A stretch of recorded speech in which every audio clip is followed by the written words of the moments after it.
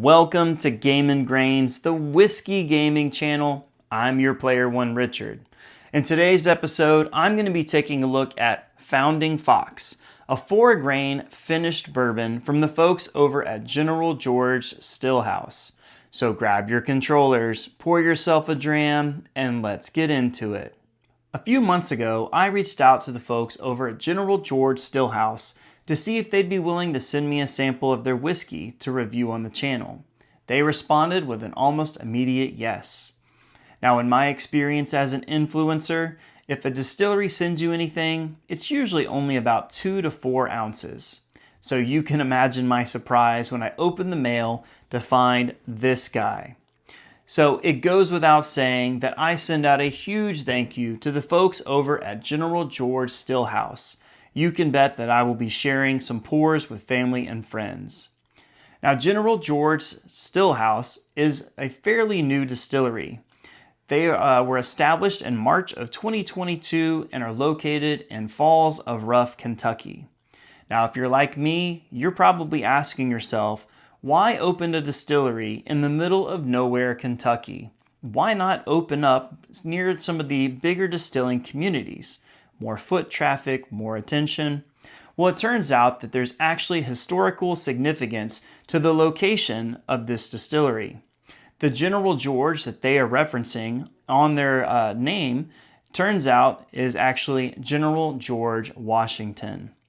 The distillery is located on a piece of property that the old fox himself actually owned. Now, General George Stillhouse produces more than just whiskey, including things such as gin, vodka, and even wine. All right, now before we can start talking about our tasting notes, let's learn a little bit more about the bottle as well as the liquid that's inside. First thing is the name, Founding Fox. Obviously, George Washington was one of our country's founding fathers, and the fox refers to his nickname of the Old Fox. Now, as I mentioned before, this is a 4-grain bourbon, so its mash bill is comprised of 85% corn, 9% wheat, 4% rye, and 2% malted barley. I was unable to locate an exact age statement, but we do know that it was in a secondary cask, the Cabernet Sauvignon French oak cask, for a minimum of 3 months.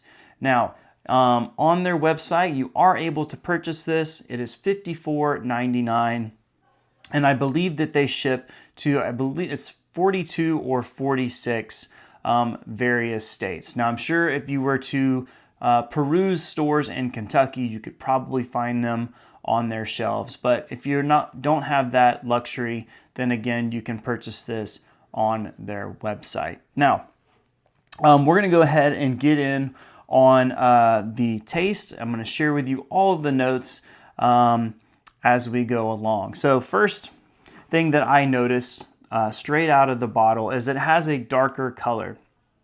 Now, again, with it not having an age statement, I don't know if that is reflective of how long it sat in the original barrel or if this is influenced from that secondary Cabernet barrel.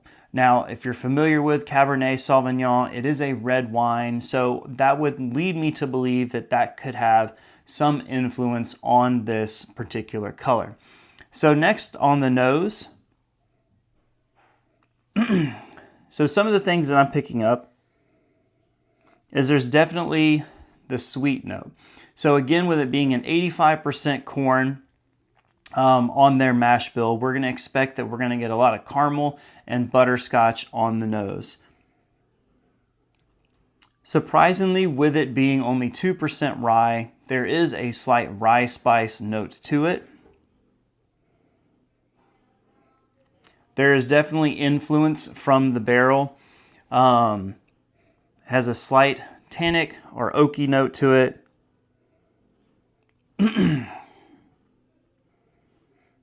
And even a secondary, either a red fruit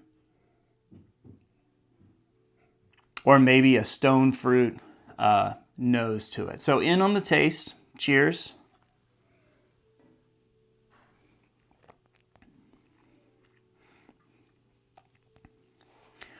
So it leads with that sweetness that we would expect, again, with that high percentage of corn.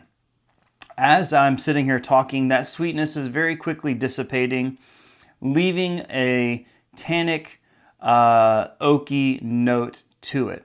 Not getting a lot of the red fruit. It is there, but it is very subtle. It's sweetness, that little bit of red fruit, and then picking up that wood influence. Now, if you're familiar with a Cabernet Sauvignon, again, it is a red wine, and red wines can be a bit drying whenever you consume them. And so again, as I'm talking, I'm noticing that the middle of my palate is starting to almost dry out, for a lack of a better word. It feels like it's just kind of all the moisture on my tongue is starting to just dissipate. Again, that's coming to be expected with, we have 2 casks, so the original and then that secondary cask, and with that being a red wine, that would lead me to that. So one more time on the taste. Cheers.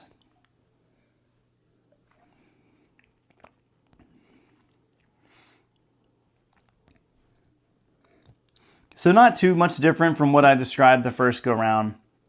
Again, that sweetness, that caramel, almost butterscotch note. Then that very quickly you get that red fruit, and then it's just dry tannic. So again, it's not bad. I think the $54.99 price point is good, especially with this being a secondary cask.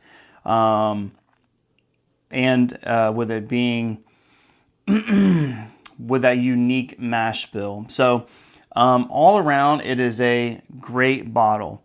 I have quite a bit left, and I would love to know some other people's thoughts and opinions on this. So I'm going to definitely be sure to share this out with family and friends. I have a couple of other YouTube buddies who do whiskey things that I will be sure to send out samples to, just so I can get their opinions as well.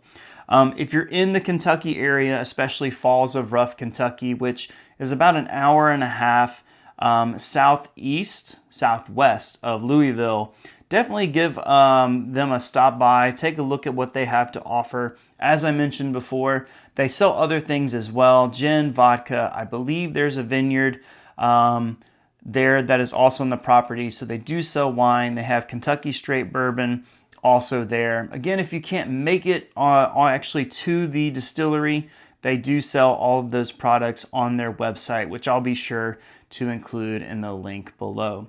All right, guys, thank you as always for sticking until the end. Be sure that you like this video, share with your friends and family, so that way we can help bring attention to Founding Fox as well as General George Stillhouse, because they are definitely doing some great things, and we'd love to see them grow and expand.